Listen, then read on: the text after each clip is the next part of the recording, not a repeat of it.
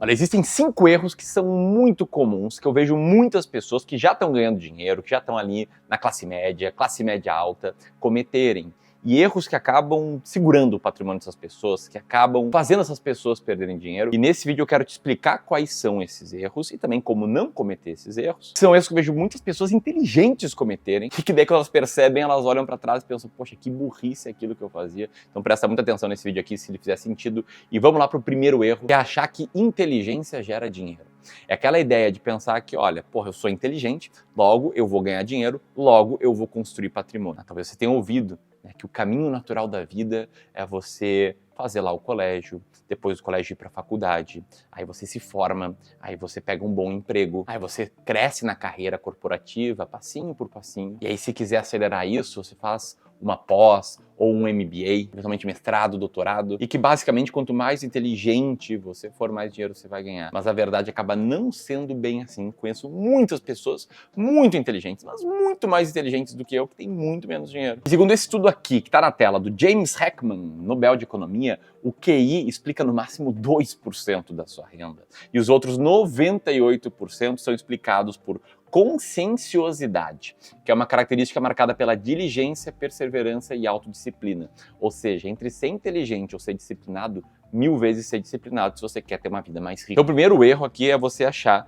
que para ganhar 2 vezes, 5 vezes, 10 vezes mais, você tem que ser um gênio. Você tem que ter vários diplomas, quando na verdade o tipo de educação que você tem que desenvolver para aumentar a tua renda é qualquer educação que te possibilite gerar mais valor para mais pessoas. E sim, isso pode estar no diploma, pode estar no MBA, tem vários caminhos bons, mas também tá, e você pode atalhar a busca por esse conhecimento com bons livros, com bons mentores, tendo a disciplina de estudar todos os dias um pouquinho e seguindo aquilo que eu conheço aqui da estratégia de competência combinada, que basicamente diz que você deve combinar diferentes competências em diferentes áreas do conhecimento. E que isso sim vai te tornar um profissional único, uma pessoa única, um empresário único que vai te fazer ganhar muito mais dinheiro. E olha só que louco, né? Muitas pessoas acabam se dedicando apenas ali no seu nicho. Exemplo, eu sou gestor de investimentos, então, cara, eu vou até o limite, eu vou buscar ser o melhor gestor do mundo, tá ali entre os 1% melhores gestores de investimentos. Quando, na verdade, se você pega essa habilidade e se torna bom nela, mas não o top 1, fica ali entre os 20% melhores.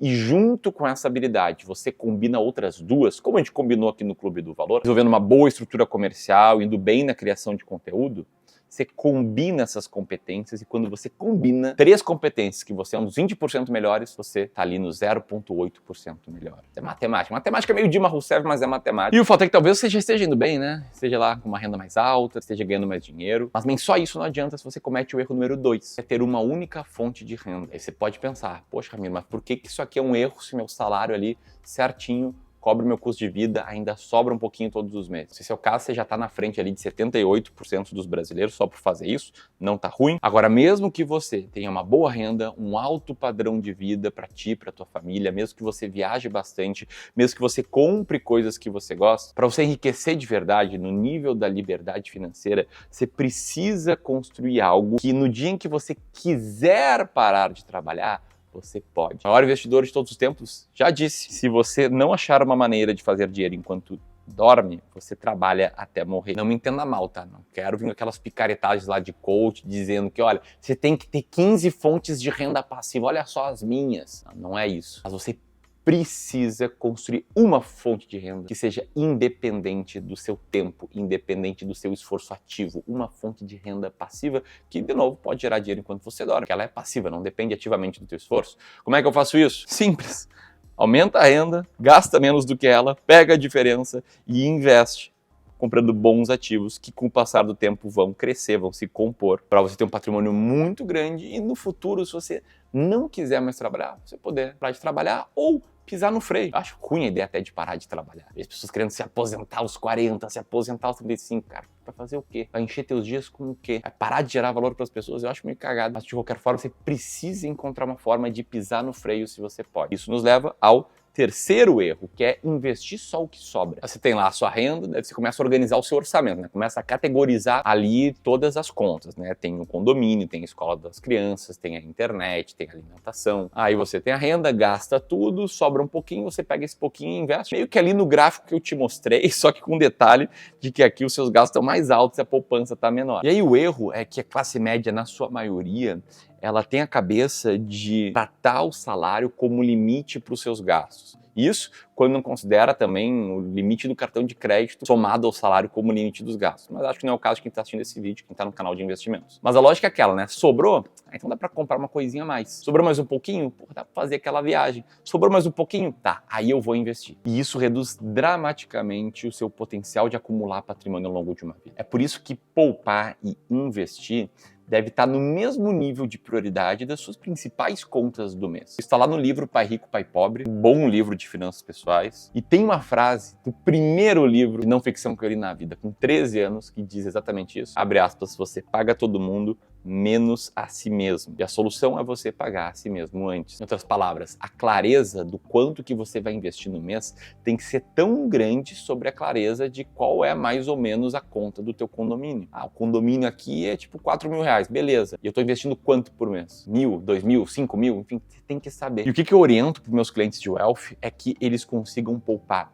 pelo menos 15% da sua renda e, se a renda tiver alta, também limitar a poupança a 25%. E é uma ideia contraintuitiva, porque o que as pessoas pensam? Pô, se tu consegue poupar mais, vai lá, poupa mais. Só que qual o problema? Eu já vi aqui várias pessoas com patrimônios milionários, multimilionários, deixando de ir num restaurante legal da sua cidade, deixando de trocar de carro. Pô, teve cliente nosso aqui de Wealth com 20 milhões de reais que estava sofrendo para trocar o seu carro de 200 mil por um de 400 mil. Eu falei, irmão, cara, vai lá, velho, tu tem 20 milhões e uma renda ativa alta. Pô, vai se mexer por um carro de 400 mil? Claro que não. Mas muitas vezes, né, quando essa pessoa ela constrói essa disciplina de pagar a si mesmo antes, ela vê que aquilo é legal, ela vê que aquilo dá resultado, e ela vê que o patrimônio vai crescendo, ela fica querendo fazer mais e mais e mais. E eu já fui assim.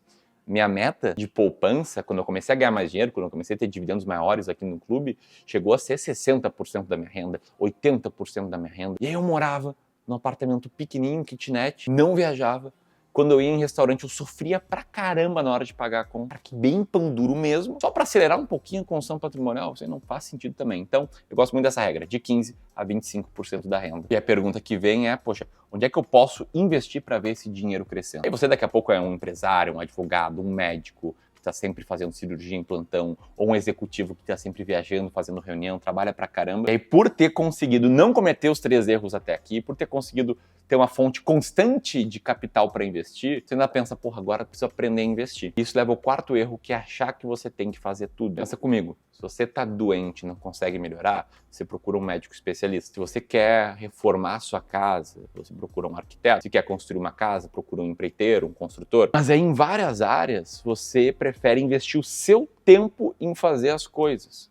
Um exemplo, tá? Logo que eu me mudei aqui, eu achei que eu faria a manutenção da piscina.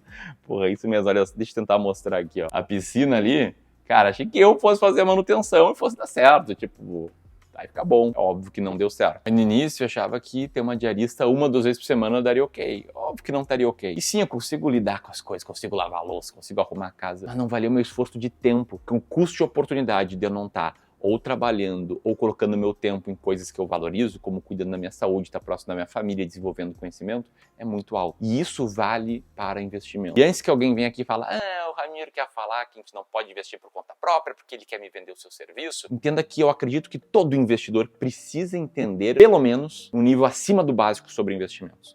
Precisa entender como é que a tua carteira está sendo investida, qual é a estratégia. Precisa entender de alocação de ativos, senão fechava o canal, não ficava ensinando investimentos aqui. Mas uma vez compreendido isso, entendido esse nível acima do básico do mercado financeiro, quais são os conflitos de interesse que existem entre profissionais comissionados, como é que uma corretora ganha dinheiro, como montar uma boa estratégia, aí você pode delegar isso para alguém, para comprar tempo. E esse aqui é um relato de uma mensagem que a gente recebeu de um cliente está 1 ano conosco, falando que teve mais tempo destinado ao trabalho e com isso em 1 mês ele conseguiu poupar o que ele poupou no ano inteiro em 2023. Teve mais tempo de qualidade com a família e que isso fez o seu relacionamento melhorar. Então esse cara aqui não está satisfeito que a carteira rendeu 115% do CDI. Não, ele está satisfeito que ele poupou tempo. E é isso que a gente faz aqui com os serviços de Wealth. Se você quiser entender melhor como é que a gente pode te ajudar a poupar tempo para investir melhor, aperta aqui no primeiro link na descrição ou nesse link aqui. E vamos lá para o quinto erro, que é o seguinte, pensa só. Essa decisão de delegar a manutenção da piscina ou de contratar um profissional de investimentos, ela serve para te poupar tempo. Só que poupar tempo só faz sentido se você souber onde é que você quer chegar. É aqui que a mentalidade da classe média mais derrapa. Dá o foco no próximo passo e não no destino final. Eu vejo muitas pessoas de classe média alta, planejando muito bem, com muita competência, a próxima viagem de férias, a troca do carro, a reforma da casa, a comemoração do aniversário, planejando muito bem eventos com horizonte curto, mas deixando de planejar coisas muito importantes, como a conquista da liberdade financeira. Isso é um reflexo de uma mentalidade de curto prazo que é natural do ser humano. A gente, na média, é drivado para o curto prazo. Só que em investimentos, isso, além de ficar mais claro, é pior, porque as pessoas acabam tendo aquela busca incessante pelo atalho, pela diquinha. Aí vem uma notícia boa, já querem ajustar a carteira, procuram a ação do momento. Por que esses vídeos de lista de ações baratas que estou comprando bombam? Porque é a resposta que as pessoas querem. E eu sei que a tua intenção é melhor aqui, é se proteger quando o mercado tem crise, é multiplicar o patrimônio que você vai acumulando com o seu esforço, só que a visão de curto prazo em investimentos muitas vezes te impede de enriquecer. Mudar a tua carteira o tempo todo pode deixar de fora dos melhores dias da bolsa. Quem ficou de fora dos 10 melhores dias perdeu 2.000% de retorno. Nos Estados Unidos, a mesma coisa. Por isso, você tem que entender que quando você está investindo o seu dinheiro, em especial uma parte dele em renda variável, a bolsa cair é comum. Em 60% do tempo, a bolsa esteve 10% abaixo da máxima anterior. E eu sei que é fácil falar, mas quando vem a crise, quando vem as manchetes, quando você acha que os bancos brasileiros vão ser excluídos do sistema mundial bancário, a gente pensa, essa crise é diferente. Só que se tu olhar para o gráfico, sempre tem alguma razão para você vender, para você pensar que a crise da vez é diferente. A verdade é que você aumenta a sua chance de sucesso no longo prazo por quanto mais tempo você se mantiver investindo. Esse gráfico aqui mostra a distribuição dos retornos anuais da Bolsa Norte-Americana. Na média, sobe de 0 a 10, ou de 10 a 20, ou cai até 10%, ou cai até 20%. Só que em períodos de 10 anos corridos, seu retorno anual vai ficar muito provavelmente entre 0 e 20% ao ano. Vale para o Brasil. Em 40% dos meses a bolsa cai, em 28% dos anos ela cai, mas nos períodos de 10 anos ela sempre subiu. E o que está por trás disso? Lembra dessa imagem aqui? Bom, o que está por trás disso é o poder dos juros compostos. E agora que você conhece esses 5 erros, você precisa entender quanto que você precisa investir para se aposentar tranquilo e ter acesso a uma ferramenta de simulação de liberdade financeira incrível que você vai ver nesse vídeo. É só apertar aqui. Se quiser conhecer os nossos serviços de Wealth, aperta aqui. Era isso, um grande abraço e até mais.